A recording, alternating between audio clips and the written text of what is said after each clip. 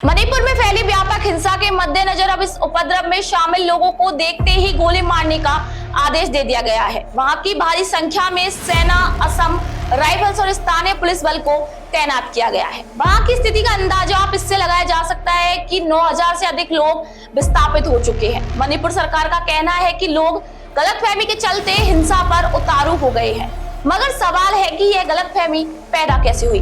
क्या सरकार ने उसे दूर करने का कोई प्रयास नहीं किया? अगर सरकार ने सचमुच गंभीरता से इस मसले को सुलझाने का प्रयास किया होता तो शायद यह इस नौबत ही नहीं आती।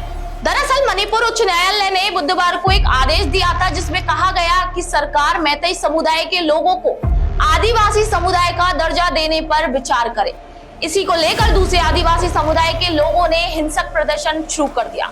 हालांकि यह मामला नया नहीं है। मैतेई समुदाय लंबे समय से अपने को आदिवासी समुदाय में शामिल करने की मांग कर रहा है।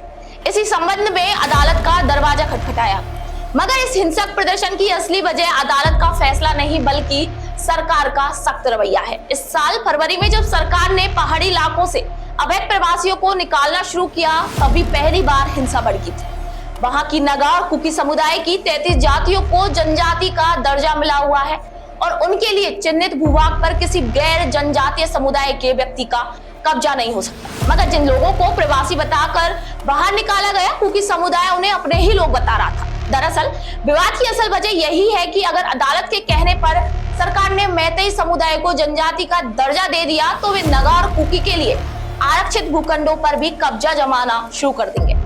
मैतेई समुदाय वहां आर्थिक और राजनीतिक रूप से काफी ताकतवर है। उनके हिस्से में भूखंड बेशक कम हो, पर संख्या बल में वे जनजातीय समुदाय से काफी अधिक है और प्रदेश की राजनीति में 60 में से 40 विधानसभा सीटों पर काबिज भी हैं। ऐसे में जनजातीय समुदाय को वह है कि मैतेई समुदाय उनका हक छीन लेगा।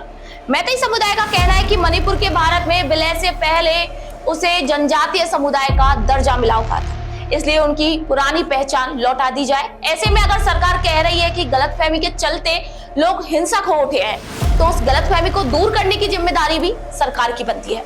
मगर अभी तक सरकार की तरफ से कोई भी ऐसी पहल कदमी नहीं देखी गई। अभी सरकार सेना के बल पर लोगों के विरोध को दबाने का प्रयास कर रही है। क्या इस तरह विरोध शायद ही दब पाएगा?